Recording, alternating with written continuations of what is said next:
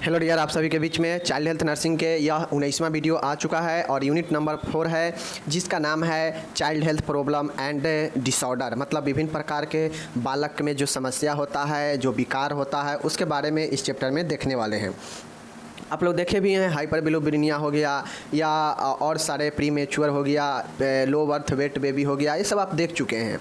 तो आज हम लेकर आए हैं ऐसे ही कुछ इसी चैप्टर में कुछ ऐसे वायरल इन्फेक्शन के बारे में पढ़ना है जो खासकर बच्चों में बहुत ज़्यादा होता है। तो चलिए हम आज देखेंगे। आपके सामने दो प्रश्न लेकर आए हैं, एक प्रश्न छोटा एक प्रश्न बड़ा है, लेकिन दोनों प्रश्न एग्ज़ाम में आपके पूछ चुके हैं और आगे आने वाले भी एग्ज़ाम में पूछे जा सकते हैं। तो इस हिसाब से दोनों प्रश्न इम्पोर्टेंट है। चलिए समझिएगा। सबसे पहला प्रश्न है खसरा के बारे में, और समझ लीजिए खसरा एक आपका ठीक है वायरल इन्फेक्शन बीमारी है। तो अगर इससे बीमारी है तो इसका कहीं ना कहीं कारण होगा, ठीक है। इसका जो है वायरल इन्फेक्शन है तो यह फैलता कैसे है, ट्रांसमिशन कैसे होता है, संचारित कैसे होता है, ये जो है बताना है। कहीं ना कहीं कोई इन्फेक्शन होता है तो उसका इंक्यूबेशन पीरियड भी होता है, उद्भवन अवधि, तो ये भी बताना है।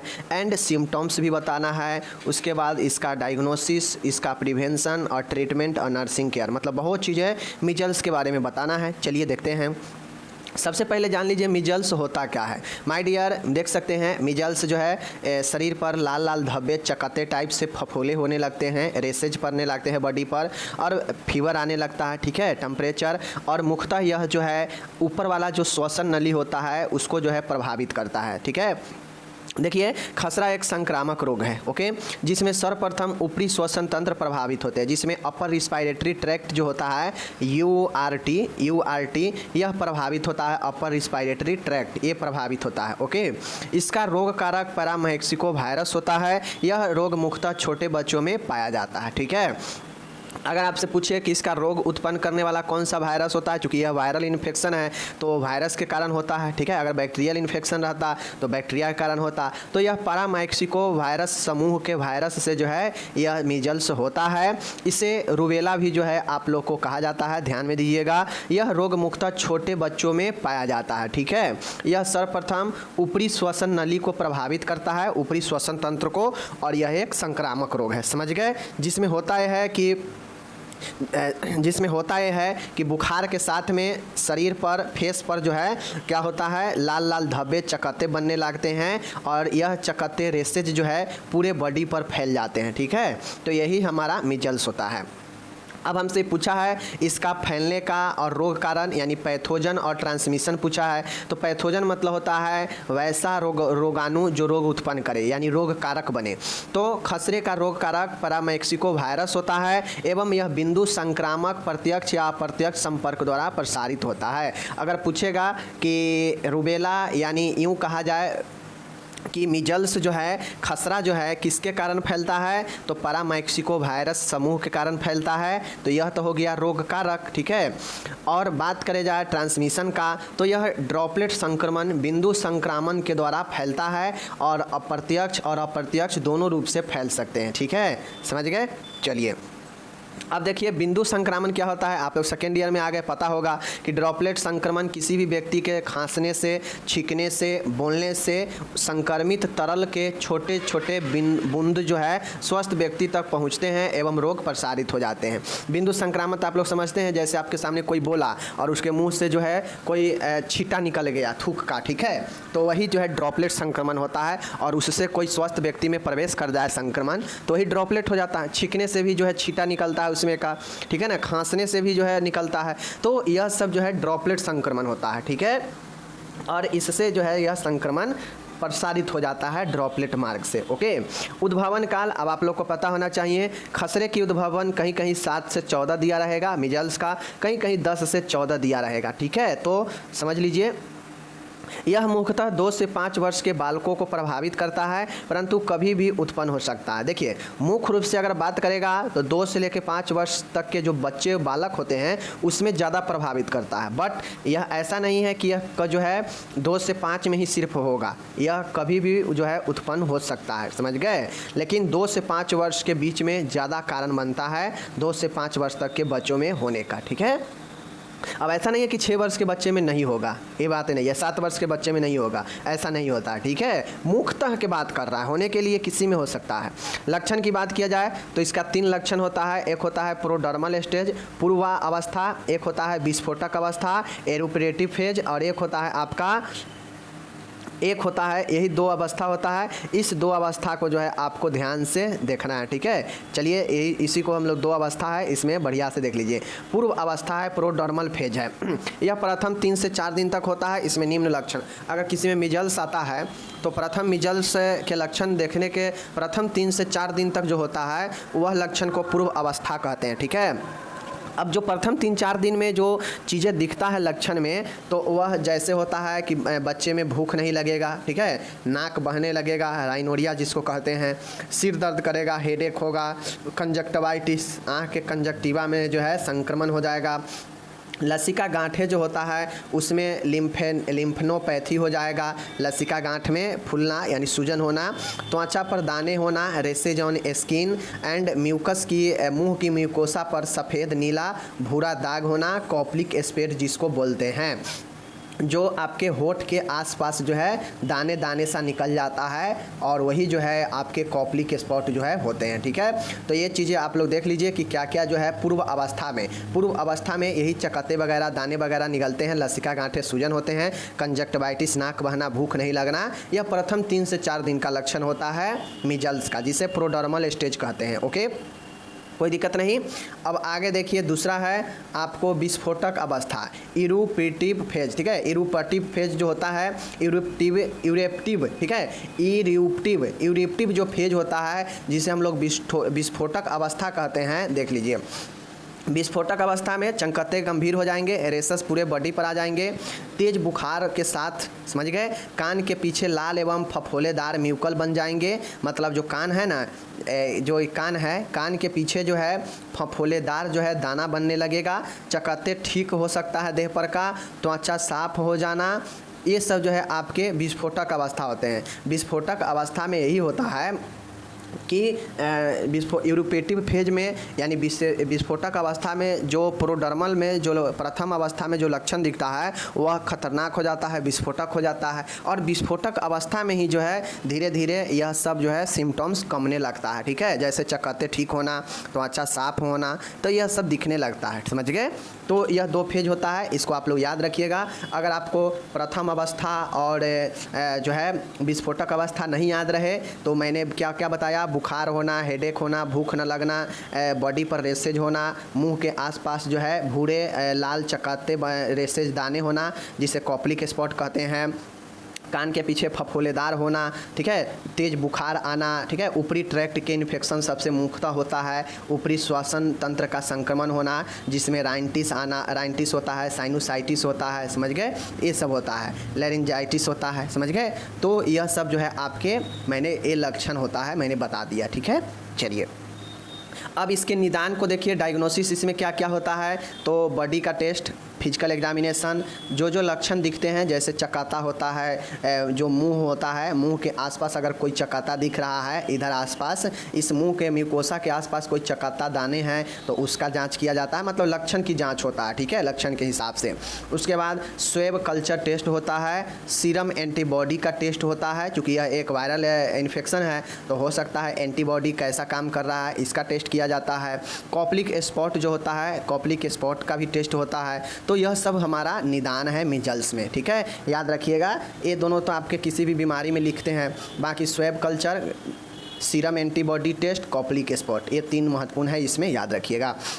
अब इसका उपचार क्या है, ट्रीटमेंट क्या किया जाएगा मिजल्स में, तो देख लीजिए, चूँकि यह एक वायरल है, ठीक है, तो बालक को डॉक्टर के निर्देशानुसार ह्यूमन मिजल्स इम्यूनोग्लोबिन से एडमिनिस्टर की जाती है। इम्यूनोग्लोबिन क्यों दिया जाता है, अगर मान के कोई इन्फेक्शन बॉडी में तब होता है, कब होता है, जब हमारे शरीर का इम्यूनिटी सिस्टम कमज़ोर हो जाता है तभी ना इन्फेक्शन आता है। तो बच्चे को इम्यूनोग्लोबिन एडमिनिस्टर किया जाता है, जिससे जो है क्या होता है कि बच्चे में इम्यूनिटी सही होता है, तो रोग जो है धीरे धीरे ख़त्म होता है। दूसरा है बालक का लाक्षणिक प्रबंध किया जाता है, जैसे उल्टी होता है तो एंटी इमेटिक्स देते हैं, ठीक है, वो रोकने के लिए। अगर अगर दर्द हो रहा है तो एनाल्जेसिक देते हैं, फीवर है तो एंटीपायरेटिक देते हैं, ठीक है। तो यह सब लक्षण के हिसाब से भी दवाइयाँ देते हैं, ओके। तीसरा है किसी भी प्रकार के संक्रमण के लिए एंटीबायोटिक देनी चाहिए। अब कोई भी संक्रमण होता है हम लोग जानते हैं, तो उसके लिए जो है हम लोग क्या करते हैं, एंटीबायोटिक जो है देते ही हैं, तो यह भी दिया जाएगा। चौथा है आहार में ज़्यादा से ज़्यादा तरल पदार्थ देने के लिए सलाह करनी चाहिए, ठीक है। तो यह हमारा हो गया कुछ उपचार, समझ गए चीज़ों को। तो उपचार में ये सब लिखिएगा। अब इसका रोकथाम कैसे करेंगे, तो आप लोग को पता है कि MMR मतलब मम्स मिजल रूबेला, ठीक है, मम्स मिजल्स रूबेला, इसके लिए जो है आपके क्या आते हैं, टीकाकरण आते हैं, ठीक है, मम्स मिजल्स रूबेला।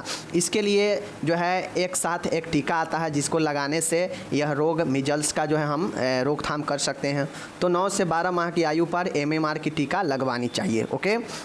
यदि शिशु या बालक को मिजल्स है तो इसे पृथक आइसोलेशन में रखना चाहिए। क्यों? क्योंकि यह एक वायरल इन्फेक्शन होता है, यह फैल सकता है दूसरों में, इसलिए आइसोलेशन वार्ड में रखना चाहिए। बालक से बात करते समय मास्क का बिल्कुल उपयोग करना चाहिए। बालक को व्यक्तिगत स्वच्छता का ध्यान जो है रखना ही चाहिए, क्योंकि कोई भी इन्फेक्शन हो उसमें स्वच्छता बहुत ज़रूरी होता है, समझ गए। तो यह हो गया रोकथाम।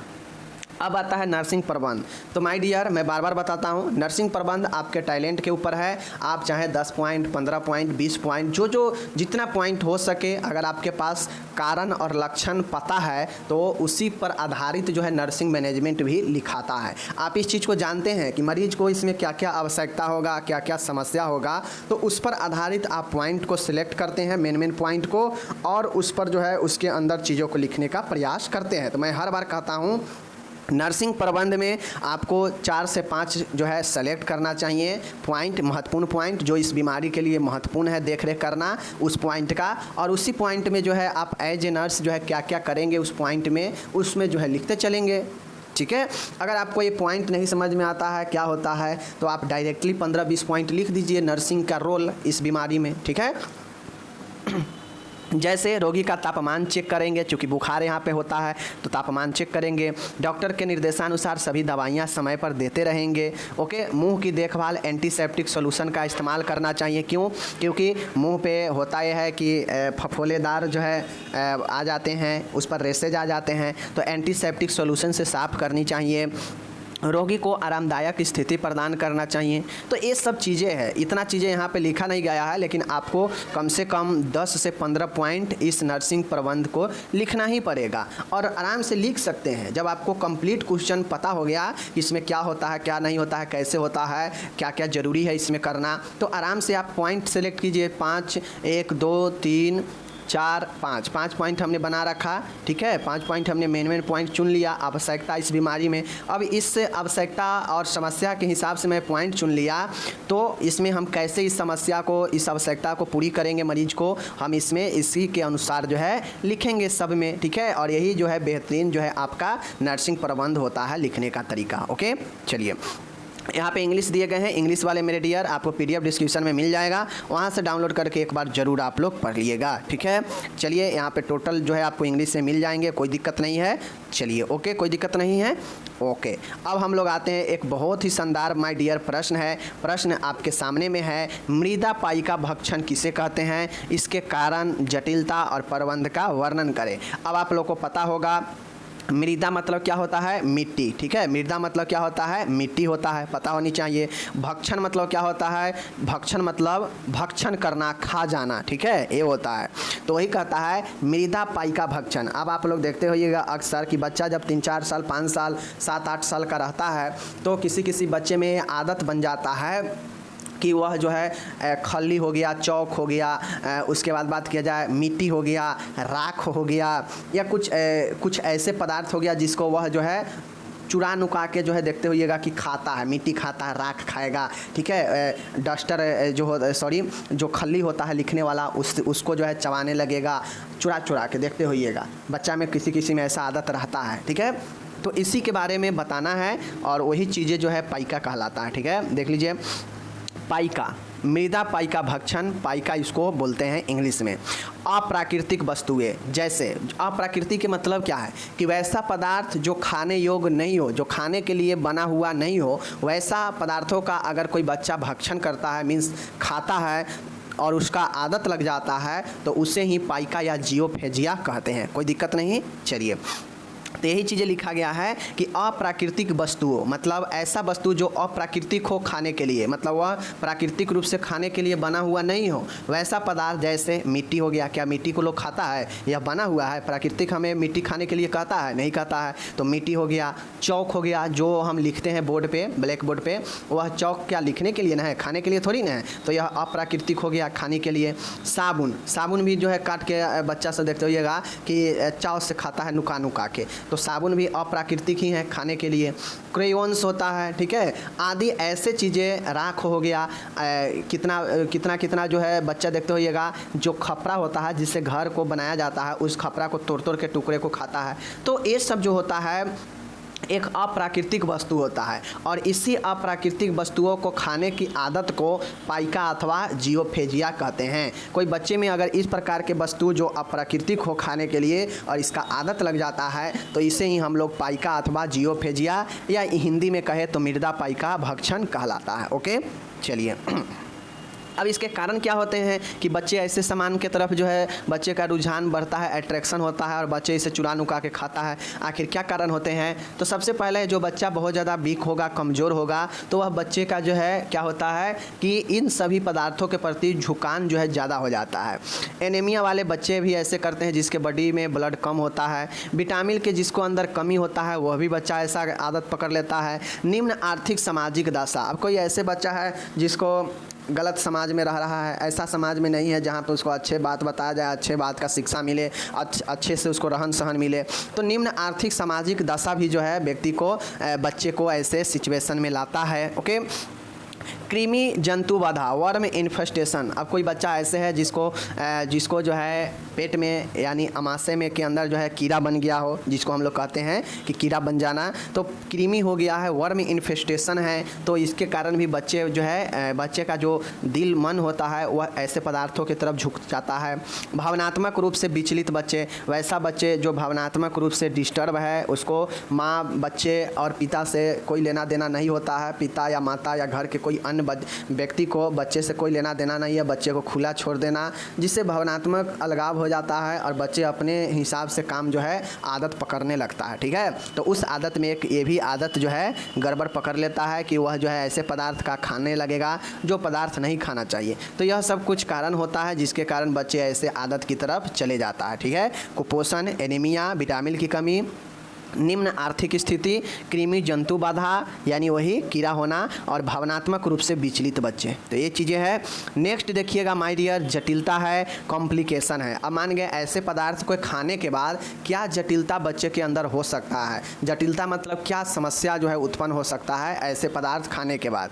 तो लीड पॉइजनिंग, ऐसे पदार्थ खाने के बाद लीड पॉइजनिंग यानी शीशा विषाक्तता जो है पॉइजनिंग हो सकता है बॉडी में। ओके, दीर्घकालिक पेट दर्द, अब ऐसा पदार्थ खाने से आपके पेट में नुकसान पहुंचाएगा और लंबे समय का जो है दर्द होने लगेगा पेट में। क्रॉनिक एब्डोमिनल पेन, चोट लगना, अब मान गए कोई ऐसे पदार्थ जो ठोस रूप में है और निगल जाएगा तो उसको अंदर जाने पर वह क्षतिग्रस्त करेगा ही अन्य उत्त को, अन्य अंगों को, तो चोट लगना भी। ठीक है, उसके बाद ऐसे पदार्थों को लेने से कीड़ा भी हो जाता है, तो वर्म इन्फेस्टेशन, बार बार उल्टी होने लगता है ऐसे पदार्थों को खाने से, और इंटेस्टाइनल ऑब्स्ट्रक्शन भी हो सकता है। अब ऐसे पदार्थों को खाने से, चूंकि ठोस रूप में अगर कोई पदार्थ है तो बॉडी तो हमारा उससे गला नहीं पाएगा। मान गए कोई डस्टर खा लेगा, कोई जो है ईंट भट्ठा खा लेगा, मतलब कुछ ऐसे पदार्थ खा लेगा जो बहुत ज़्यादा ठोस हो जिसे हमारा बॉडी नहीं पचा पाता है, तो फिर वह जो है क्या होगा, पेट में जाएगा, अमाशय में, अमाशय से फिर वह आंत के नली में आएगा। अब आंत के नली में अगर फंस जाएगा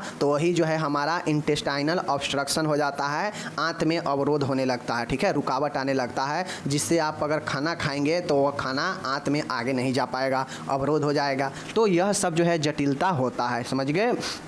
तो पाइका के लेने से शीशा विषाक्तता, लंबे समय से पेट दर्द हो सकते हैं, चोट लग सकता है अंदर में, कृमि वर्म इन्फेस्टेशन हो सकता है, बार बार उल्टी होना और आंतरीय अवरोध होना। ओके, अब इसका प्रबंध कैसे किया जाएगा, मैनेजमेंट। ऐसे अगर किसी बच्चा में प्रॉब्लम है, कोई आदत पकड़ रहा है, तो उसको प्रबंध कैसे किया जाएगा देख लीजिए।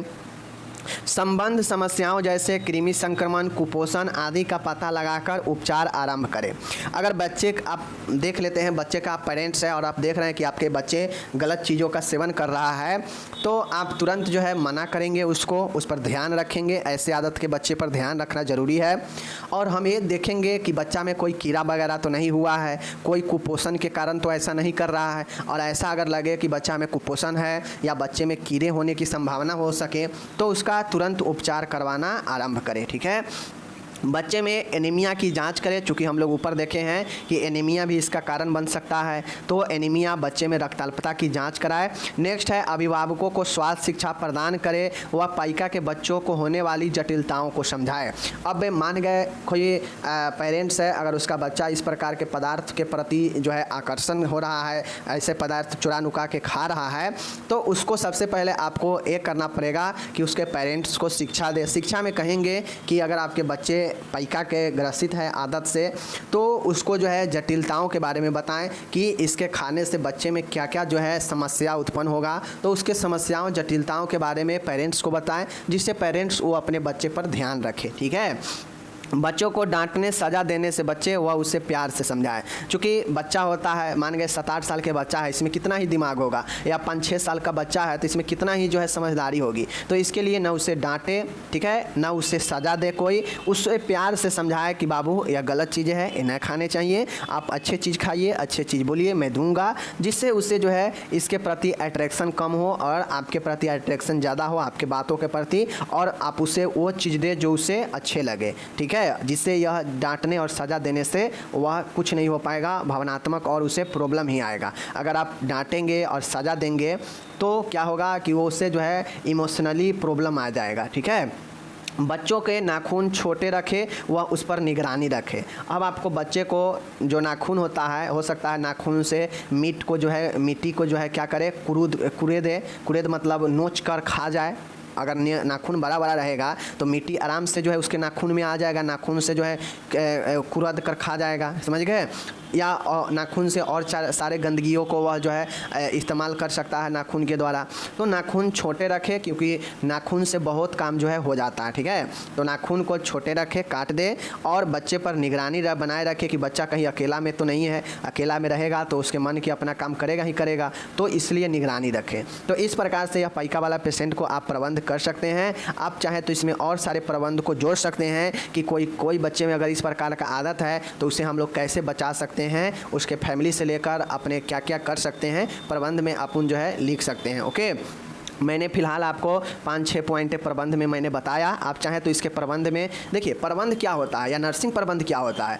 आप बीमारी के अनुसार, उसके कारण लक्षण के अनुसार जो है प्रबंध लिखते हैं। चाहे आप नर्सिंग प्रबंध हो, चाहे आप कोई भी प्रबंध हो, बीमारी के अनुसार ही लिखाता है। ठीक है। तो ये चीज़ होता है। चलिए हम मिलेंगे अगले वीडियो में। आप अपना कीमती समय दिए उसके लिए बहुत बहुत धन्यवाद। मैं यही कहूँगा, यहाँ पे इंग्लिश भी दिया गया है, आप आराम से इंग्लिश वाले इसको पढ़ लीजिएगा, PDF से डिस्क्रिप्शन में मिल जाएगा। मैं मिलूँगा आपसे अगले वीडियो में, तब तक के लिए आप अपना ख्याल रखिए माय डियर। धन्यवाद। Take care.